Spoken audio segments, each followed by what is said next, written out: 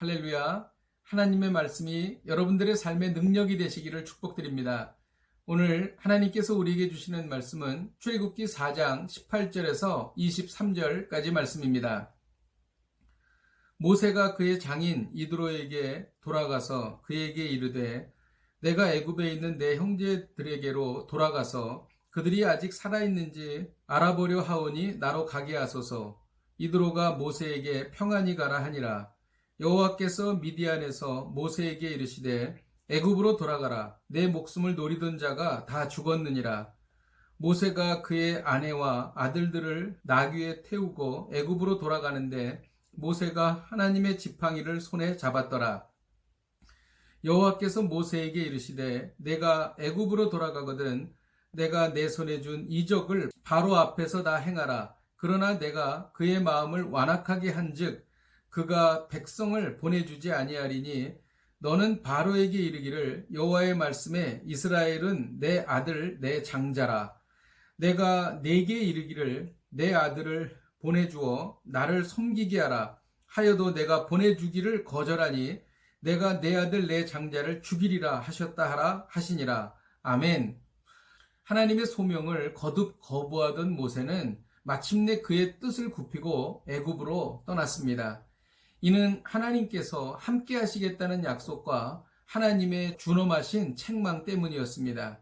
실로 하나님의 소명은 그 누구도 거부할 수 없는 것입니다.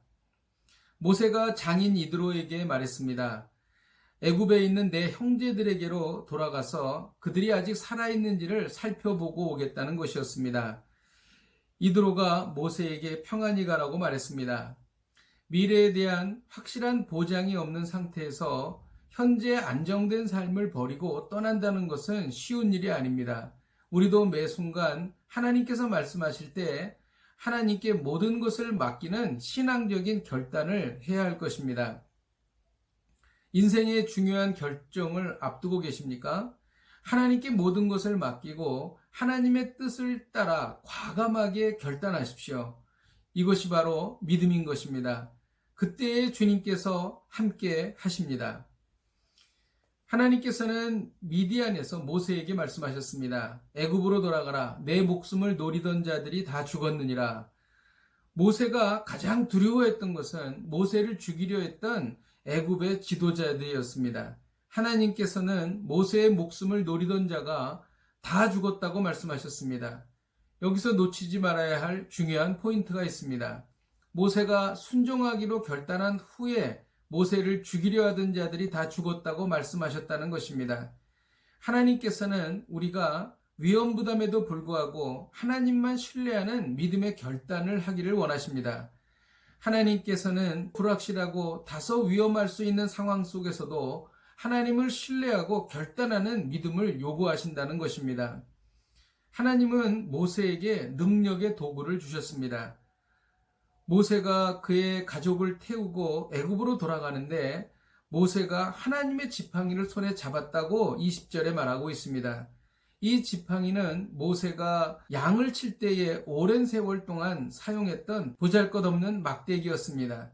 그 오래된 지팡이가 하나님의 지팡이가 되어서 능력의 도구가 된 것입니다. 아무리 작은 것이라도 순종하면 하나님은 크게 쓰신다는 것입니다. 오래된 지팡이가 능력의 지팡이가 된 것은 모세가 순종했기 때문입니다. 우리가 하나님의 말씀에 순종하고 마음의 결단을 하는 순간 내가 가진 작은 능력도 하나님은 크게 사용하신다는 것입니다. 너는 바로에게 이르기를 여호와의 말씀에 이스라엘은 내 장자라 라고 하나님은 말씀하셨습니다. 그리고 애굽이 장자인 이스라엘을 보내주지 않을 때에는 내가 바로의 아들인 장자를 죽이겠다고 말씀하신 것입니다. 애굽의 통치자 바로에게 있어서 장자가 죽은 것만큼 충격적이고 두려운 것은 없었을 것입니다. 하나님은 이 놀라운 계획을 말씀해 주신 것입니다. 먼저 헌신하고 결단하면 하나님께서 구체적인 계획을 보여주시는 것입니다. 아브라함도 그랬습니다. 그는 갈 바를 알지 못하고 나아갔습니다. 하나님께서는 본토 친척 아비집을 떠나 내가 네게 지시할 땅으로 나아가라고 말씀하셨습니다. 지시한 땅이 아니라 지시할 땅이었습니다. 어디로 가는지 모르고 간 것이었습니다. 하나님께서는 아무리 작은 것이라도 순종하면 크게 쓰십니다. 기도하겠습니다. 하나님 아버지, 믿음의 결단을 할 때에 우리가 갖고 있는 아주 작은 능력도 위대한 도구로 사용하신다는 것을 배웠습니다. 우리가 이 말씀 붙잡고 승리하기를 원합니다. 큰 믿음을 허락하여 주옵소서. 예수님의 이름으로 기도하였습니다. 아멘. 오병이어의 기적에서도 아이가 드린 작은 도시락을 하나님께서는 크게 쓰셔서 5천 명이 먹고 12강주리가 남았던 것입니다. 우리가 믿음의 결단을 할 때에 하나님께서는 우리가 가진 작은 것을 크게 사용하십니다. 오늘도 이 말씀 붙잡고 승리하십시오.